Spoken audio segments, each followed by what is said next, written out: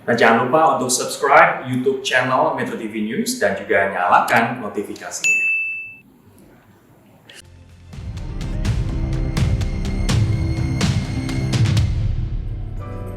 Pemirsa, di situasi pandemi COVID-19 di Indonesia, pemerintah mewajibkan masyarakat di berbagai elemen dan juga sektor untuk menerapkan disiplin protokol kesehatan.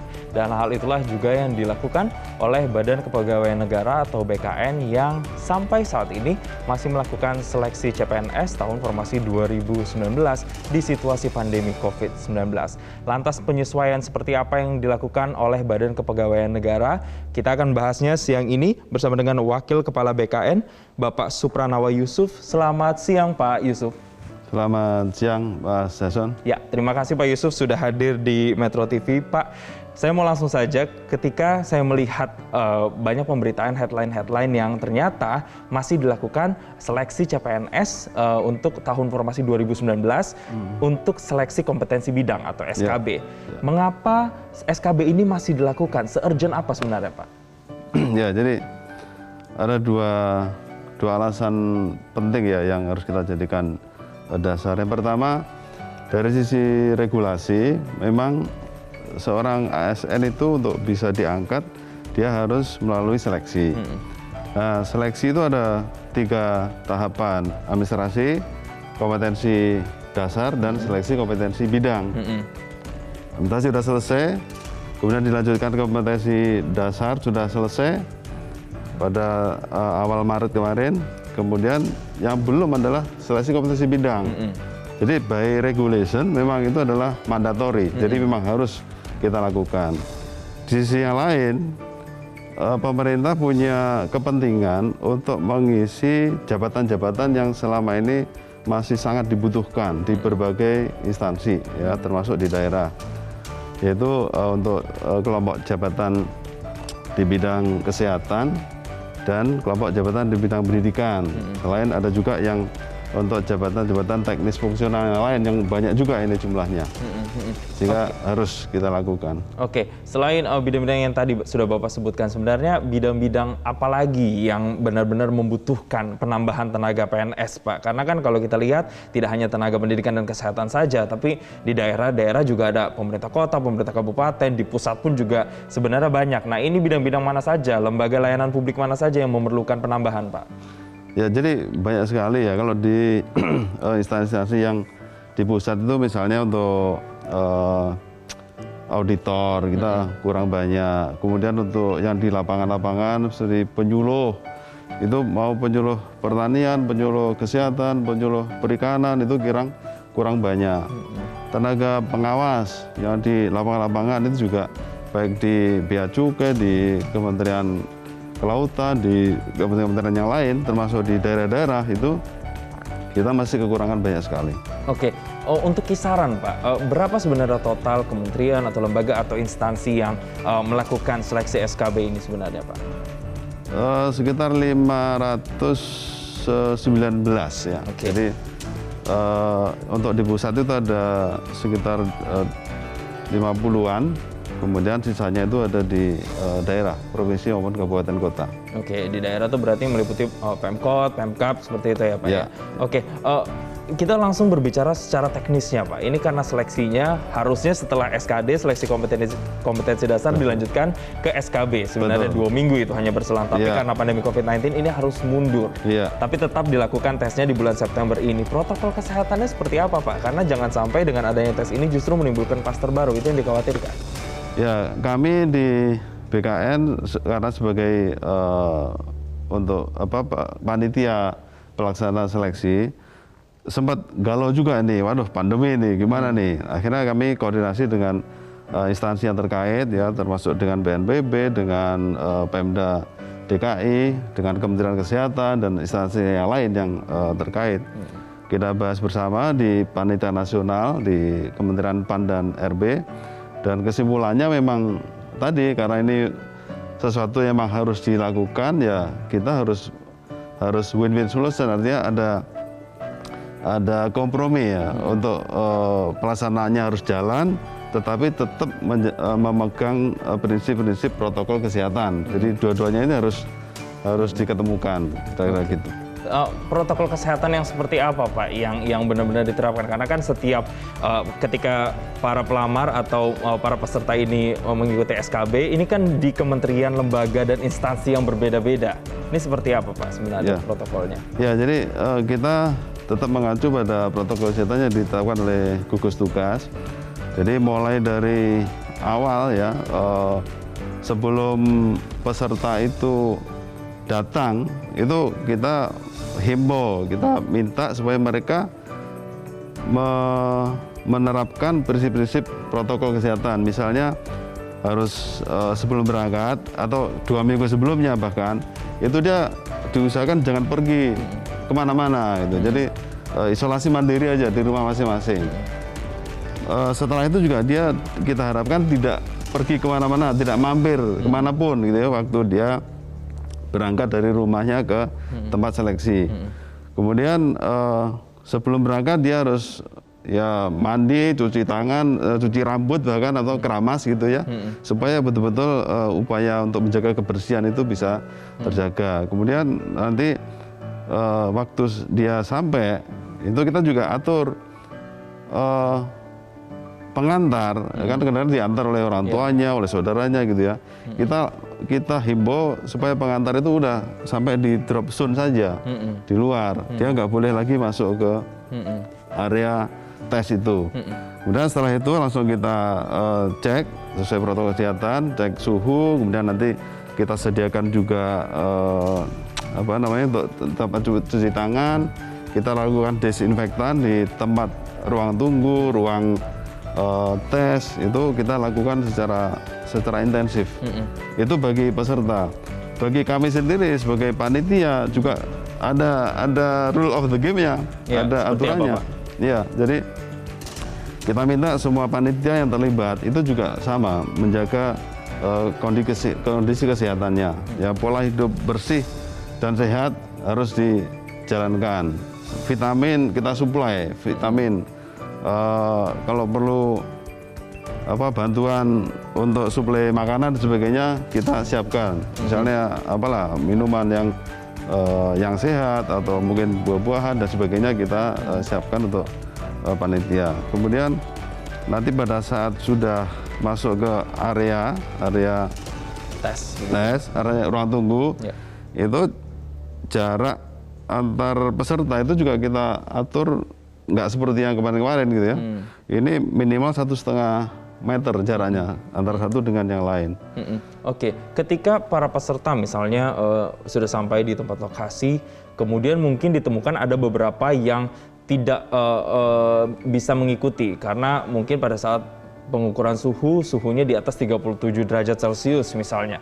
Apakah ada kebijakan khusus terkait dengan peserta-peserta yang seperti ini, Pak? Betul, Pak Jason. Jadi kita prinsipnya tidak mau merugikan peserta ya. Dia kan sakit itu bukan kehendaknya. Sakit ini karena musibah. Jadi sudah kena musibah, jangan sampai nanti kena musibah 2 kali dia gagal atau nggak boleh ikut tes gitu ya. Tapi oleh karena itu kita tetap memberi kesempatan kepada mereka, even untuk yang suhunya di atas 37,3 derajat itu kita kasih tempat khusus untuk mereka. Nanti kalau ada yang ternyata dia berdasarkan rekomendasi dari tim medis itu ini nggak boleh, ya kita akan jadwalkan ulang. Ya, nanti kita minta ke instansinya untuk menyampaikan usulan untuk penjadwalan ulang. Kalau ada yang positif, ternyata ada yang positif, maka kita tempatkan juga ada tempat khusus untuk yang positif dan kita akan bantu atau fasilitasi dengan petugas khusus yang pakaian APD-nya lengkap gitu untuk menangani. Oke, sejauh ini Pak, sudah ada beberapa kementerian, lembaga, dan instansi yang sudah melakukan SKB atau seleksi kompetensi bidang ini di masa pandemi COVID-19, artinya di saat bulan September kemarin. Apa kemudian yang menjadi tantangan yang ditemukan di lapangan yang kemudian ini sedikit menimbulkan urgensi yang cukup tinggi dan benar-benar harus membutuhkan kontrol dari BKN juga, Pak? Tidak semua peserta ini jujur, ya. Kan kita sudah meminta kepada melalui instansi masing-masing supaya komunikasi dengan peserta tes.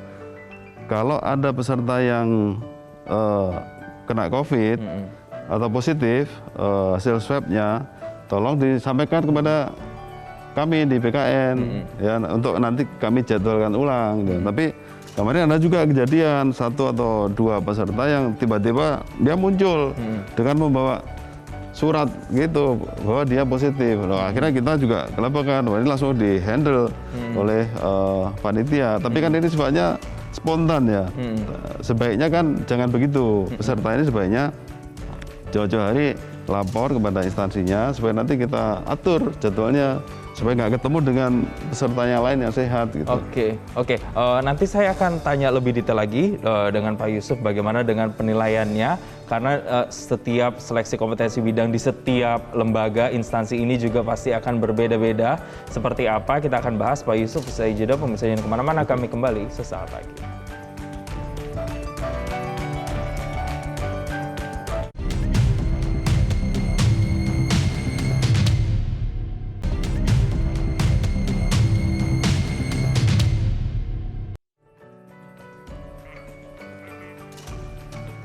Terima kasih Anda masih bersama kami. Saya mau kembali lagi ke Pak Yusuf. Pak, kalau kita mau mencoba membandingkan proses seleksi khususnya SKB di masa pandemi COVID-19 dengan sebelum pandemi COVID-19, ini perbedaan paling signifikannya dari segi apa, Pak? Ya.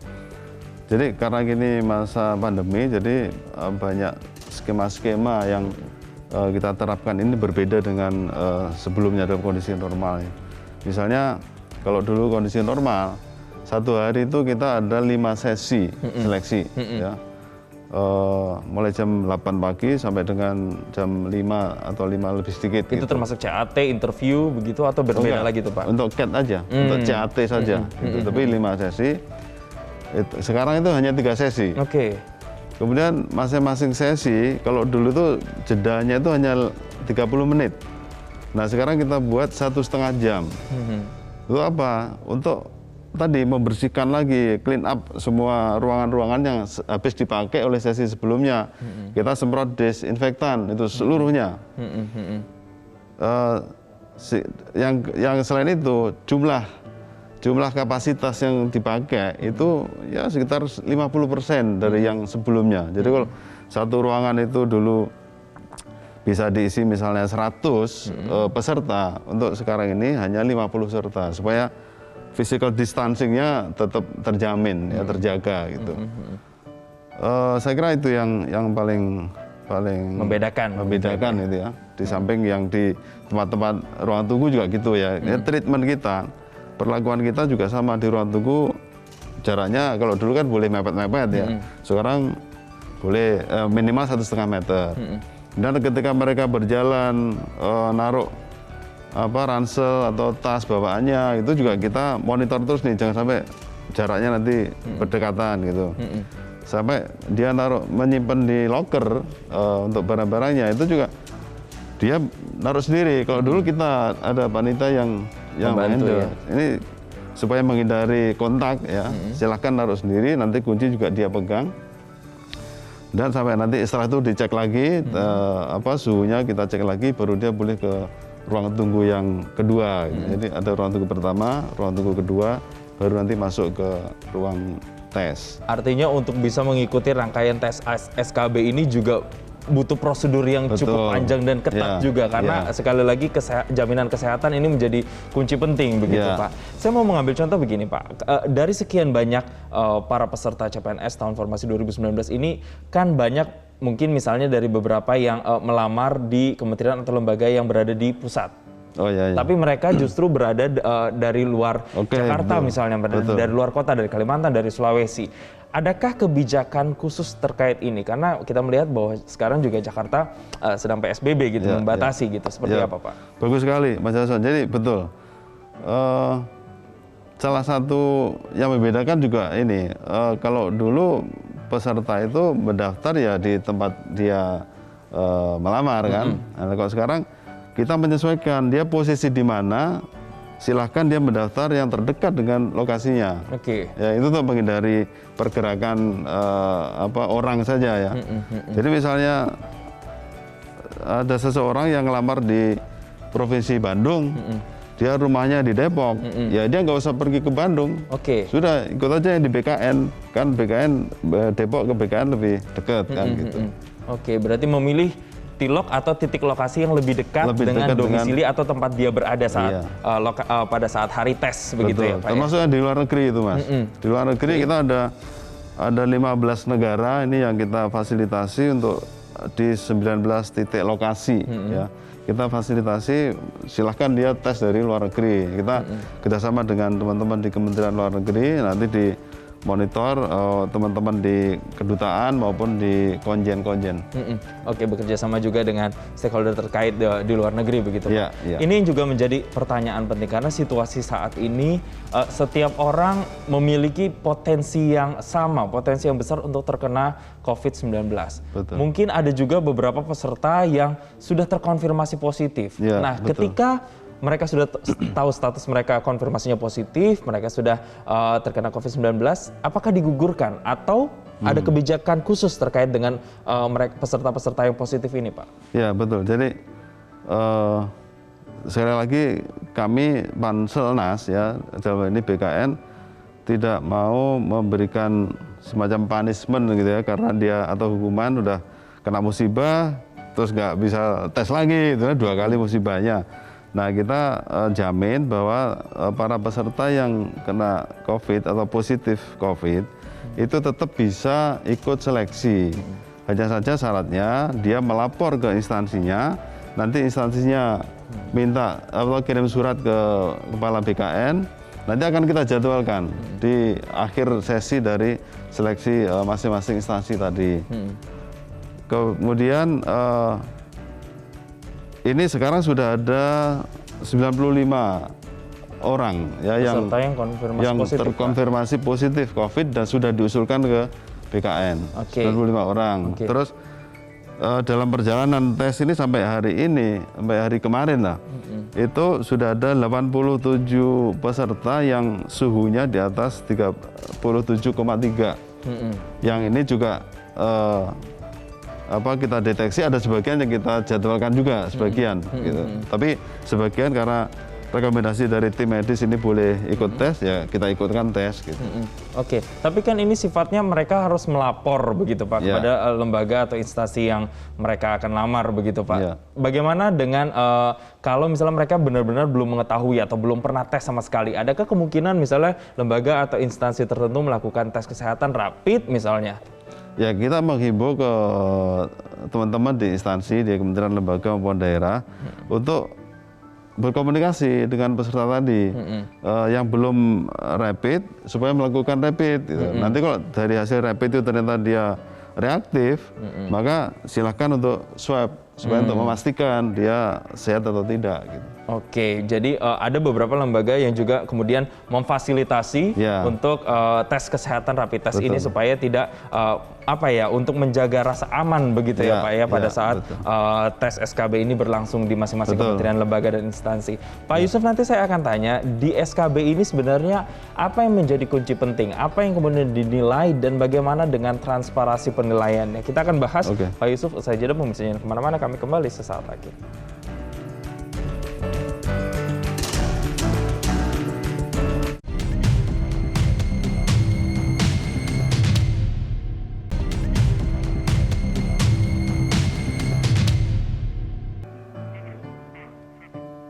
Terima kasih Anda masih bersama kami. Saya mau kembali lagi ke Pak Yusuf. Pak, menyambung dari pertanyaan saya tadi sebelumnya, membahas terkait dengan SKB, peserta yang sudah masuk ke SKB ini kan pasti sudah melewati seleksi kompetensi dasar. Di SKB ini akan diuji berdasarkan bidang yang sesuai dengan masing-masing lembaga yang dibutuhkan. Sebenarnya garis besarnya apa yang dicari, apa yang dinilai Pak? Ya, jadi setiap jabatan dalam ASN itu kan ada standar kompetensi yang sudah ditetapkan. Saya untuk dokter seperti apa, dokter gigi seperti apa, kemudian untuk penyuluh tadi seperti apa, akuntan atau auditor seperti apa, dan seterusnya itu ada standar kompetensinya. Nah, seleksi kompetensi bidang itu sebenarnya kita ingin melihat sejauh mana si peserta itu standar kompetensinya itu match dengan yang sudah kita tetapkan.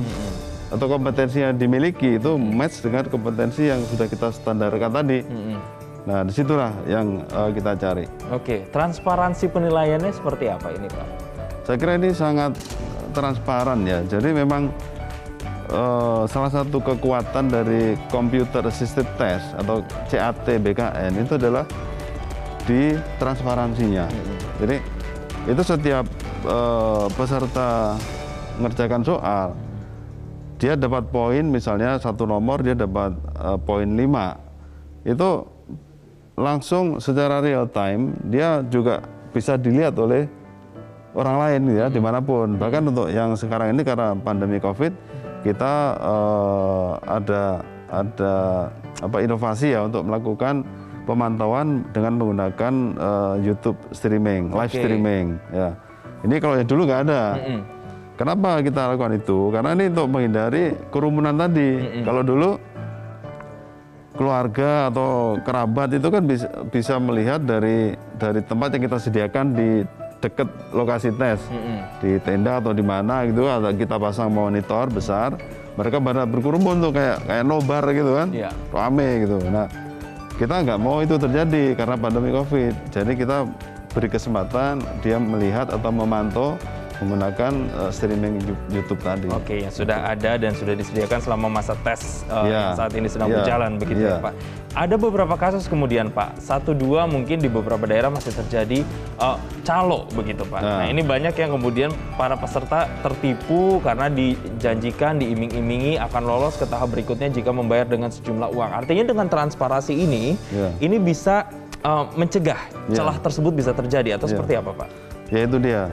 Kami bersama teman-teman ya di BKN maupun di Panitia Seleksi Nasional itu udah berulang kali menegaskan kepada masyarakat kita, jangan lagi percaya dengan orang-orang yang menjanjikan bahwa dia bisa membantu untuk lolos jadi CPNS atau jadi ASN gitu, berkali-kali. Tapi masih saja terjadi gitu ya. Kita ada laporan itu dari saudara kita terutama yang di remote ya, di daerah-daerah yang terpencil atau di luar kota yang jauh itu masih aja dia ketipu gitu ya. Dia udah bayar sejumlah uang sekian tapi dia nggak diterima gitu. Tapi itu kan belakangan tuh.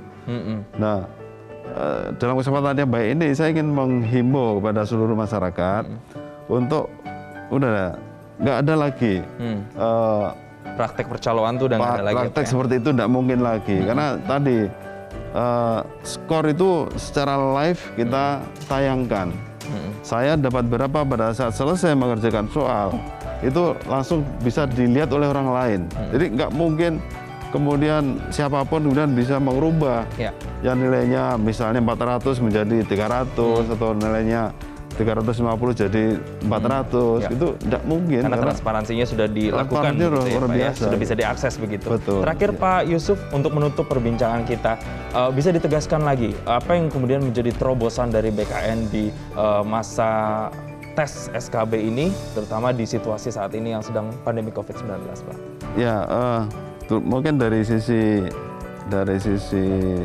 sistem tadi ya, kita sudah memberikan fasilitasi berupa live streaming melalui YouTube. Itu saya kira satu terobosan yang luar biasa.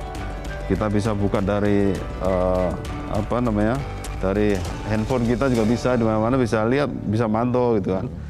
Kemudian yang tadi kita ya dari sisi pemerintah kita harus melayani kepada masyarakat. Baik.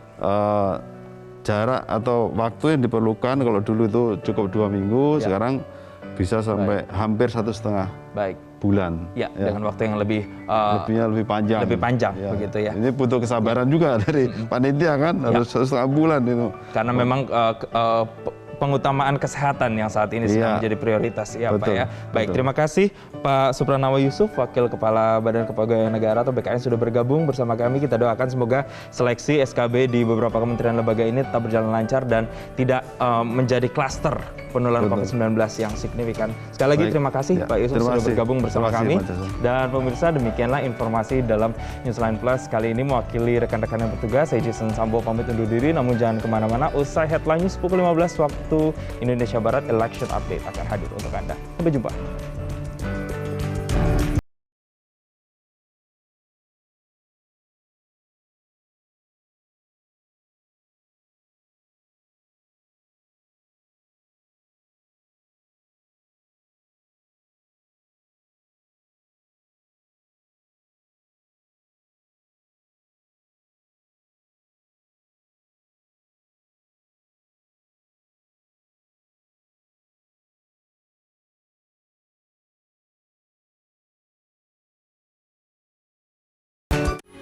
Metro TV, knowledge to elevate.